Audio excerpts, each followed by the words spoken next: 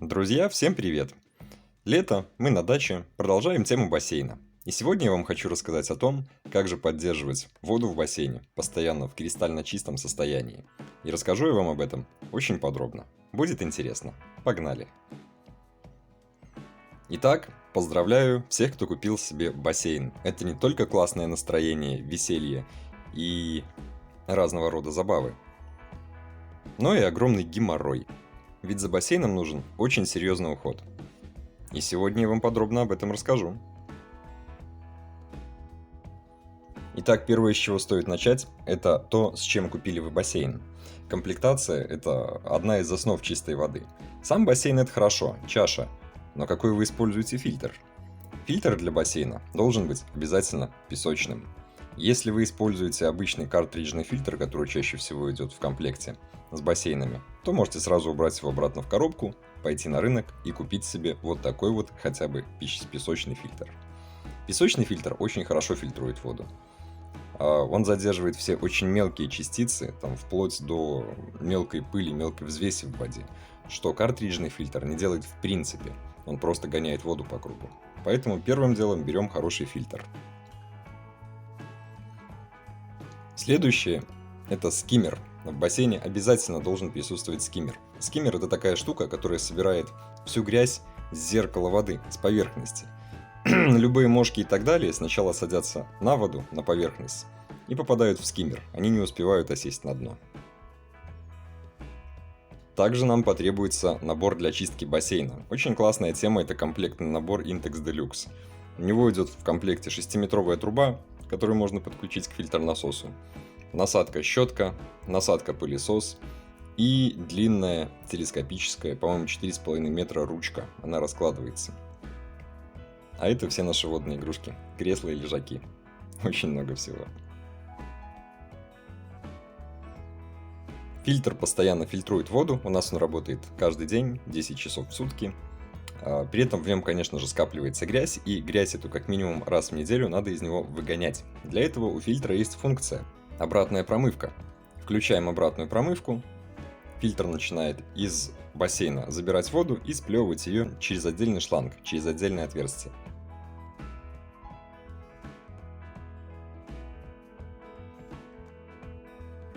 И спустя какое-то время из него идет вот такая вот мутная красота.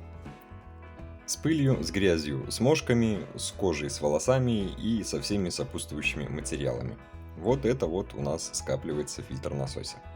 Поэтому делаем обратную промывку. После 5 минут обратной промывки делаем усадку песка и после усадки песка ставим на фильтрацию. Фильтр продолжает исполнять свои функции. Также не забываем почистить снизу фильтр грубой очистки. Там тоже скапливается мошки и трава.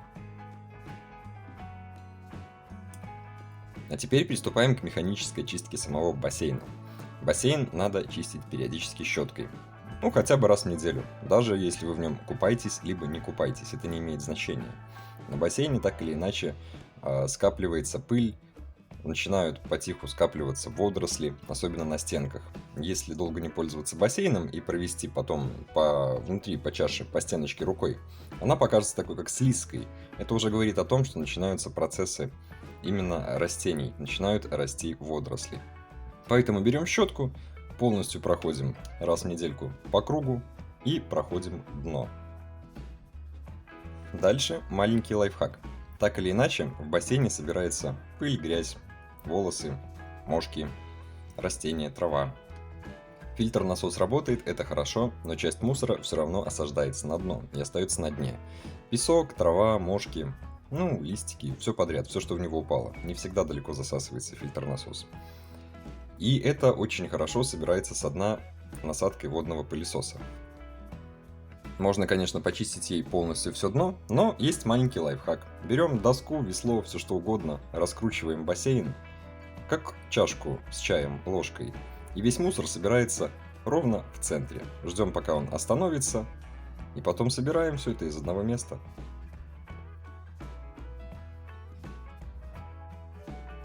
Ну и вот видим, какая красота у нас собралась в центре бассейна. воронкой там ровно в центре собирается вся вот эта вот тоже мелкая грязь. Берем наш водный пылесос и засасываем все это прямо из центра. Все дно чистить не надо. Потом достаем из водного пылесоса фильтр.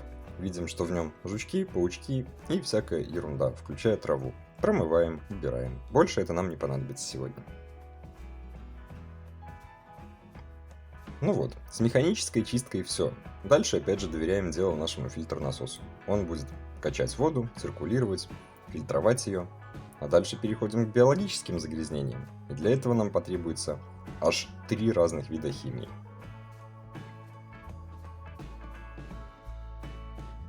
По химии нам потребуется pH-. Это средство, которое поддерживает уровень pH воды в бассейне. Без него 2 остальных средства работать не будут. Ведь уровень pH должен поддерживаться в норме от 7,2 до 7,4. Дальше альгицид. Допустим, у меня Best Way, бывает разный. Альгицид нужен, чтобы водоросли не росли. И химия от бактерий. Бывает хлорная, а бывает кислородная. Я использую кислородку. Вот такой вот коктейль у нас получается. Все 3 химии добавляются по очереди. Изначально нам нужно сделать тест воды в бассейне. Для этого продаются разного рода тест-полоски, либо электронные pH-метры. По тест-полоскам нам нужно выяснить именно pH воды. Берем тест-полоску, опускаем ее в воду и через 15 секунд смотрим на результат. На самой баночке есть трафарет легенда, по цвету которой мы поймем, какой же там уровень pH. Ну, сейчас он у нас чуть выше нормы, поэтому надо добавить pH-.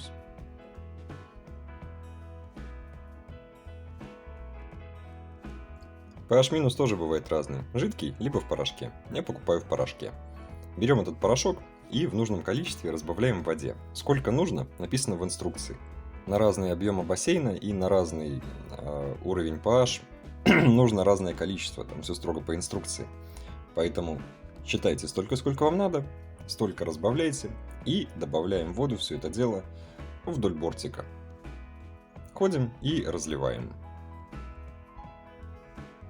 После этой процедуры нужно примерно полчаса подождать, пока бассейн перемешается и уровень pH у него стабилизируется.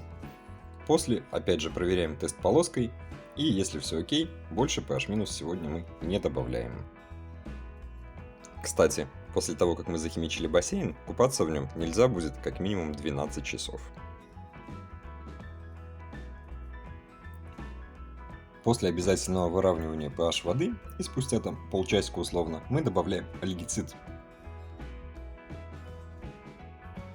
Опять же, по инструкции отмеряем нужное количество, разбавляем в чуть большем объеме воды, строго для удобства, и равномерно распределяем вдоль бортика по всему бассейну. Эта химия, напомню, нужна для того, чтобы не росли водоросли.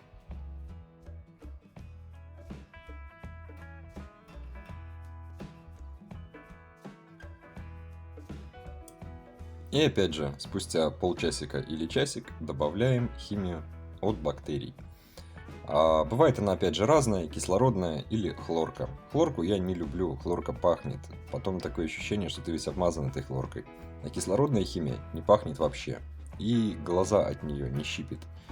Это самое главное для детей, которые купаются в бассейне. Но надо понимать, что кислородная химия стоит в 2 раза дороже хлорки. Ну вот как-то так. Если соблюдать все эти условия, то бассейн у вас будет постоянно чистенький. Не будет пахнуть, и в нем будет безопасно купаться. Даже если дети нахлебаются воды, то на горшке они после этого сидеть не будут.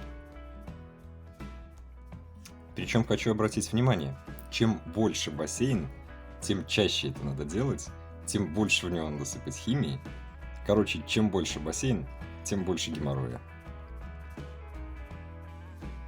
Ну и еще полезный совет. Когда вы не пользуетесь бассейном, или когда очень плохая погода, накрывайте ее таким вот тентом-чехлом. Меньше грязи будет лететь. Про все приспособления для бассейна Про фильтр-насос, про сам бассейн, про набор для чистки я очень подробно рассказывал вот в этом плейлисте.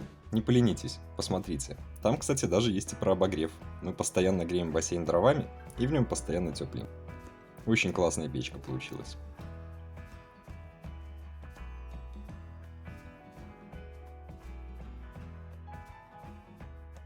Ну а на этом все. Кому было полезно, ставьте лайки, подписывайтесь на канал, заглядывайте в описание, а мы продолжаем. Всем пока!